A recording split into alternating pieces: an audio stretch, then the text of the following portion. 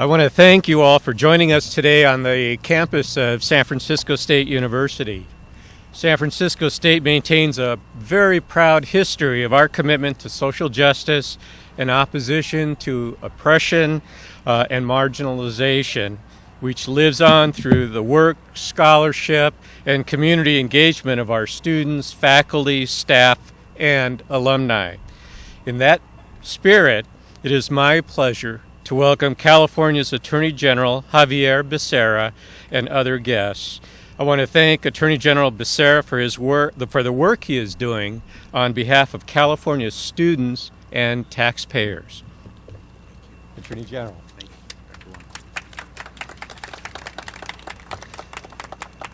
Dr. Wong, the president of this phenomenal institution. I assume that every day is just like this at San Francisco State, right?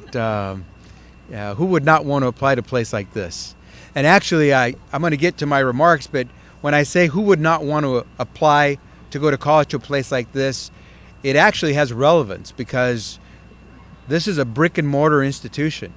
You've got libraries, you've got classrooms, you've got dorms, you've got laboratories, you've got everything that makes a campus for a student to be able to not just learn, but to really grow. Very different from what we're going to discuss today, which is a university which has none of this, but yet charges way more than San Francisco State for a degree which they claim would give you something similar. But we want to get into that. So I want to first thank, again, Dr. Wong for making this gorgeous university with its tremendously talented students available to us so we can make a point. We're also going to hear from Debbie Cochran, the Vice President of the Institute for College Access and Success, and she will be followed to give some remarks as well. Noah Zinner, who is the Managing Attorney for Housing and Economic Rights Advocates here in the Bay Area. And then we're going to ask Dr. Wong to close this press conference, and I'll ask one of our deputies who will be handling the work, the litigation itself, to make some remarks about the case as well. I mentioned that it is important to say how great it is to have assets like this. For people who are first-time college goers, for people who are new to America, and this isn't a totally strange experience, for families who've never been able to afford to have their kids go to a place like this, it's a big deal. Actually, that describes my family and me. I am the first to go on to college. My parents did not have the means to pay for me to attend my university, and but for the assistance that I got, I probably would not have been able to get that four-year college degree. But here I stand with that four-year undergraduate degree and a law degree to be able to now stand as the 33rd Attorney General of this great state of California. That's the American dream. But again, we're not here to talk about the American dream. We're here to talk about the nightmares that some students end up with because they thought they were heading towards that path of the American dream. What's important to remember is that whether you're the son of immigrants, the first to go to college, with parents who don't have a lot of financial means, the last thing you're expecting is for the institution you're attending to be unscrupulous and to treat you in ways that disregard what your aspirations are and have everything to do with their aspirations to make money. And that's what we're talking about today, is an institution that professed to provide higher education but was making a ton of money instead. And Dr. Wong may challenge this number. He knows better than I do, but I'm told that the average cost in tuition to attend this university is about $7,254. The institution I want to talk to you about, Ashford University, which has none of these buildings, none of the labs, none of the libraries, because it's all online, it charges tuition of $13,560. The average loan, or the median student in this university who graduates, ends up with a loan debt of about $17,000. And about 63% of those students are now paying down that debt after 3 years from graduation. Compare that to Ashford University, the online for-profit university. The average debt, the median student, not the biggest debt, not the smallest debt, but the median student comes out of, who does figure out a way to graduate from Ashford, comes out with a debt of $34,000. How many of them are in the process of paying that back? Well, I said 63. Did I say? I think I said 63% of the students here at Cal State San Francisco are paying down their debt. 63%. Only 23% of the students who graduate from Ashford University are now 3 years in paying down that $34,000 plus debt. Maybe you get an idea why today the California Department of Justice filed a lawsuit in Superior Court against Ashford University and its parent company, Bridgepoint Education. In our lawsuit, we allege that Ashford engaged in unlawful debt collection practices and misled prospective students about numerous aspects of an Ashford degree. Ashford University and its parent company, Bridgepoint, have long focused their efforts at recruiting students who are low income, minorities, or the first in their family to attend college. That's me and my family. Additionally, many of its students that they target are military service members and veterans. They happen to have the GI Bill to help them cover their debt. They are they're low-hanging fruit for some of these for-profit institutions to go after. In our multi-year investigation, our team at the Department of Justice uncovered many examples of misconduct. We charge in our complaint that Ashford's so-called admissions counselors, we describe them as salespeople, made a wide variety of claims that were false and misleading to prospective students. Among them, they made claims about how much financial aid students would get, how many prior academic credits would transfer into their school, and how well the school would prepare these students for careers in in-demand fields. Secondly, we allege that Ashford misled investors and the public in its filings with the Securities and Exchange Commission by inflating the percentage of working alumni who reported that Ashford degrees prepared them for their current jobs. And finally, we allege that Ashford engaged in aggressive and illegal debt collection practices against students who were misled about their job prospects and could not afford to pay back their loans. We're seeking restitution for those students. We're seeking a permanent injunction against Ashford, prohibiting it and from engaging in similar activities in the future, and we're seeking civil penalties against Ashford University. We're filing this lawsuit today because these actions won't fly in California. This is not the way you treat California and this country's next generation of leaders. I want to, as I said before, acknowledge the legal team and investigative team that has made today's complaint possible. I want to acknowledge the head honcho of the group, our supervising DAG, Nick Akers. I want to thank Mike Ellisoffen, who will be saying a few words in a moment at the end. Deputy Attorney General Vivian Wong, Vesna Shook, Hunter Landerholm, Rachel Foodman, and Angela Munoz. And I also want to thank Associate Government Program Analyst Nancy Quach, who worked with the team and who happens to be an alumni of San Francisco State University. All of these folks made today's complaint possible. By the way, she can prove that having a degree did pay off. I want to send a message to any students who may have gone to Ashford or similar for-profit institutions. If you think you are a victim of this deceit and unlawful practice by the institution you're attending, I encourage you to contact my office.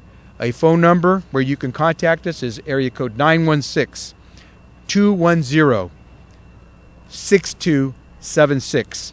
Or you can reach us through the internet at oag.ca.gov/report. With that, I'd now like to ask Debbie Cochran to say some words.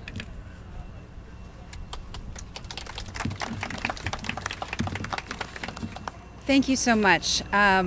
Today's enforcement action by Attorney General Becerra is incredibly important, and the allegations against Bridgepoint are incredibly serious with costly and crippling ramifications for students. These types of allegations are not new to the for-profit college industry or to California. After a 2-year investigation, the U.S. Senate Help Committee in 2012 found that the 30 major for-profit college companies operating at the time spent about a quarter of all of their revenue on marketing and recruiting. Collectively, those companies spent about $1 billion on marketing, recruiting, advertising, and admission staffing than they did on instruction in 2009. In many cases, these marketing and recruiting efforts turn predatory. Companies make aggressive and repeated phone calls using sales pitches designed to exploit students' pain. Companies target lower-income students and veterans because they're eligible for more aid. The Senate report and other investigations have found and documented how predatory colleges recruit students outside veterans' hospitals, welfare centers, and even homeless shelters. So these manipulative tactics are often paired with misleading or false information about costs, outcomes, financial aid, and employment prospects. Undercover tests conducted by the U.S. Government Accountability Office at 15 for-profit colleges found that all 15 had made deceptive or otherwise questionable statements to GAO's undercover applicants, and 4 had encouraged fraudulent practices. A 2014 report from the Senate found that 7 of the 10 schools receiving the most GI Bill funding were under law enforcement investigations by state attorneys general or federal agencies for deceptive and misleading recruiting or other violations of federal law. Students use the claims made by colleges about costs and employment outcomes to decide whether to enroll, and also importantly, to decide whether to borrow. Now, the decision as a student to take on student loan debt is a serious one, with long-lasting costs and consequences. Borrowing to attend a high-quality program where the vast majority of graduates get good jobs and are able to repay their debt manageably can be an excellent investment. But when schools engage in widespread misconduct to mislead and pressure, students are stripped of their ability to make informed decisions about either enrolling or borrowing. As a result of these practices, students who attend for-profit colleges are all too frequently left with debts they cannot repay. Among students who graduate from for-profit colleges, only 36% of them have made a dent in their student loan balances 3 years after they've left. And that's half the rate of public and nonprofit colleges. And fewer than 10% of students are enrolled in for-profit colleges, but for-profit colleges account for about 1/3 of all federal student loan defaults. In California, it's 60%. 60% of defaults in California were from students who had attended for-profit colleges. A failure to repay student loan debt doesn't just leave students underwater financially, it also keeps them from later returning to school for higher quality, more affordable options. And this lawsuit and the leadership of Attorney General Becerra on these issues more generally are critical to holding schools accountable for doing what's right for students and rooting out waste, fraud, and abuse occurring at student and taxpayer expense. So next up will be Noah Zinner, who's managing attorney at Housing and Economic Rights Advocates, or HERA. Thank you.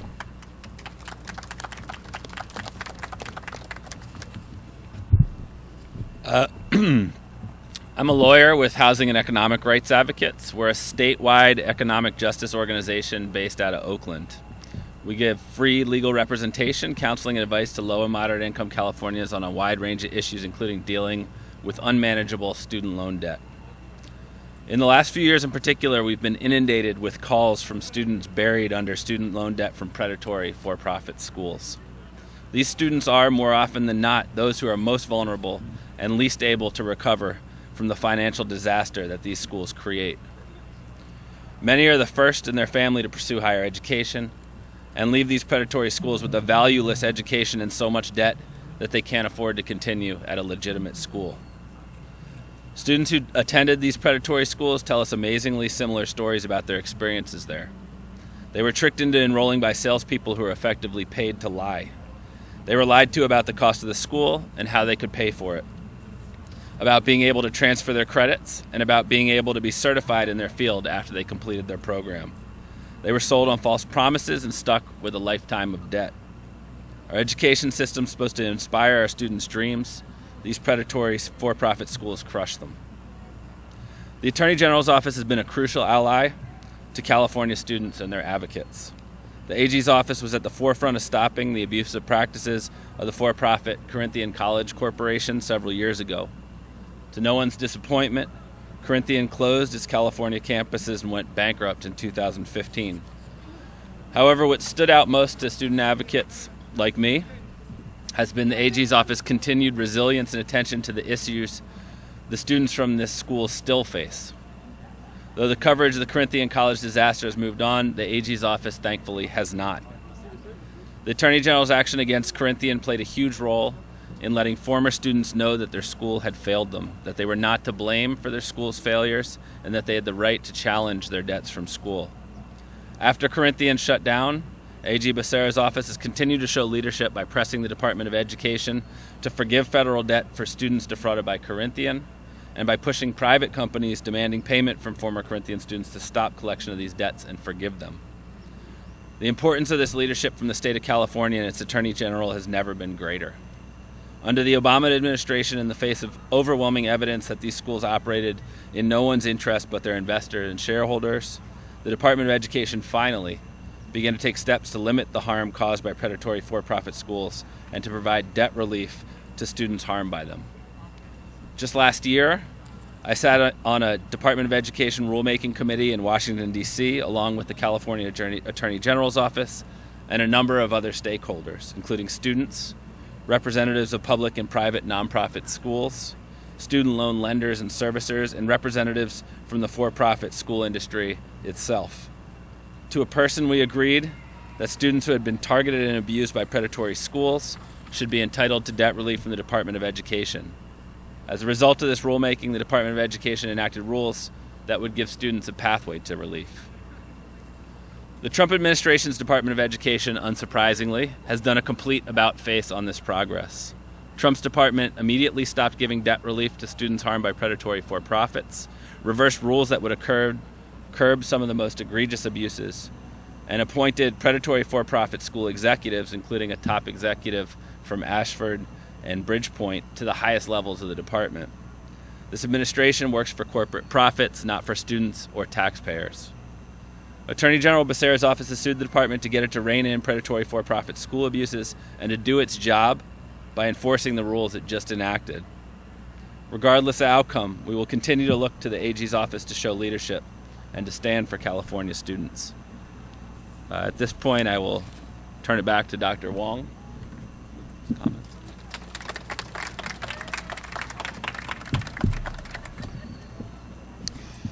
Thank you all for your comments, and A.G. Becerra, thank you for your leadership.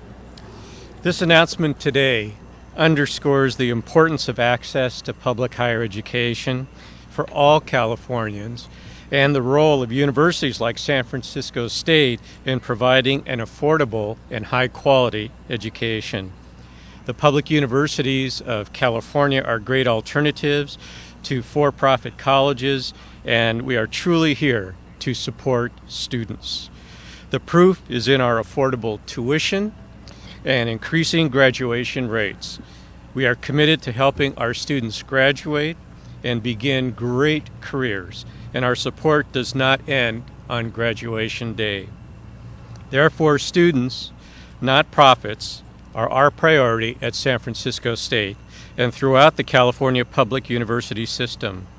Today's announcement also underscores how important it remains to invest in California's public institutions, whether by the legislature in Sacramento or at the local level by enrolling as a student. California's public universities are the best in the world, educating the highest performers from all ethnic and socioeconomic backgrounds, from veterans and valedictorians to nurses and engineers.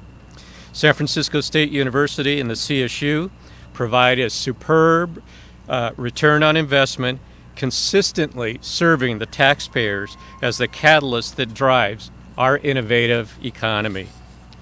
Public universities like San Francisco State serve California by serving the most diverse student population in the country, ensuring that all Californians succeed and all sectors of our economy are supported by a skilled workforce.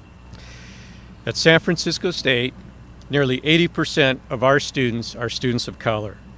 We have been named one of the most military-friendly campuses in the United States. 37% of our freshmen are the first in their family to attend college. We will continue to partner with the state to ensure that our collective future remains bright. I want to thank you all for joining, and I believe there's one more comment coming. Thank you. Thank you, AG Becerra. Let me ask Mike Ellisoffen from our team to give a little bit more detail about the complaint that you may have questions about. Mike. Thank you, General Becerra.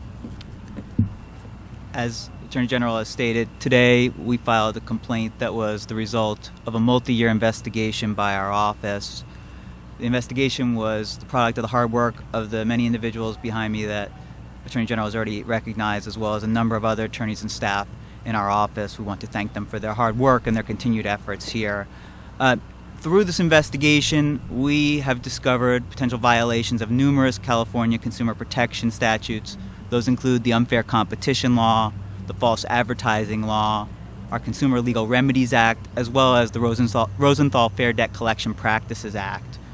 Based on these alleged violations, we filed our complaint today in Alameda Superior Court.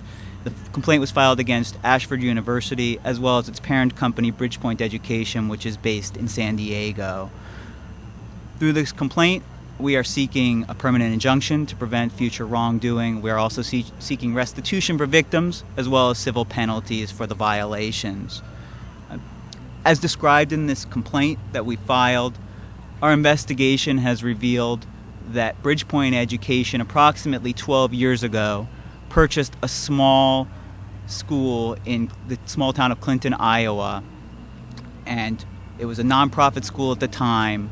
They purchased it, we allege, specifically for the purpose of obtaining their accreditation, which was through the Higher Learning Center, HLC, and that allowed them to gain access to federal financial aid. So with doing so, they took a school that at the time had approximately 300 students, and after about 6 to 7 years, that school peaked with an online student enrollment of approximately 80,000 students. To put that in perspective, that would have made it the second largest degree-granting university in the entire United States of America. It would also have been approximately 3 times the entire population of the town of Clinton, Iowa, where the school was supposedly based. How did they do this? We allege that they grew the school out by hiring an army of salespeople who worked in boiler room-like conditions, and under immense pressure where they were disciplined and even fired for failing to enroll enough students. These salespeople, who worked under the names of titles like admissions counselor, systematically provided students with false and misleading information in a wide variety of topics, including, as Attorney General Becerra has mentioned, whether they would qualify for financial aid and to what extent, the ability for them to transfer credits into and out of the school, which is particularly important for a school like this where the student body often they're not the first time that they're going to school. They come in with credits. That is a significant way that they save money by being able to transfer credits in. They were also misled about the ability of certain degrees to prepare them for certain careers, for example, in the areas of social work, teaching, nursing, and medical billing and coding. There was also misrepresentations regarding the relationship between this online massive school and that small campus in Iowa that they ultimately closed down about a year ago. Further, when students ultimately owed money directly to the school, which happened often, the school, we allege, engaged in unlawful collection practices. Specifically, they sent out threatening letters, or they had their debt buyers and debt collectors send out threatening letters demanding upwards of 33.33% collection fees on top of what was owed, which is, we allege, illegal under California's Rosenthal Act. I'd like to just conclude by saying that these allegations are the product of a lot of hard work. They're also largely the product of the stories that we were told by victims and witnesses to what occurred here. We thank those individuals for their courage, and we strongly encourage other individuals who may have been harmed or who witnessed misconduct by Ashford University or Bridgepoint Education to report that misconduct to our office. They can do so. Again, the website is oag.ca.gov/report, or if you are in California, you may call us toll free at 800-952-5225, or if you're calling from outside of California, the number would be 916-210-6276. With that, thank you. Thank you, Attorney General Becerra. Spanish. Brevemente, estamos aquí hoy, aquí en la Universidad de San Francisco State University, para anunciar que estamos tomando acción contra una universidad que hace su negocio para tener ganancia. No es una universidad como esta que no trata de sacar ganancia de lo que le cobra a un estudiante para asistir a esa universidad.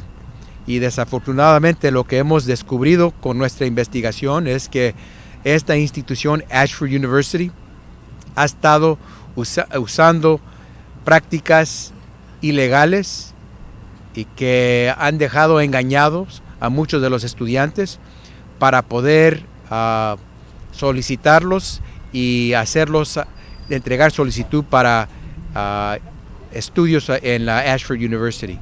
Lo que sabemos es que hay muchos estudiantes que hoy no tienen su bachillerato, que no tienen la educación que necesitan, pero que sí tienen una deuda tremenda que ahora no saben cómo pagar.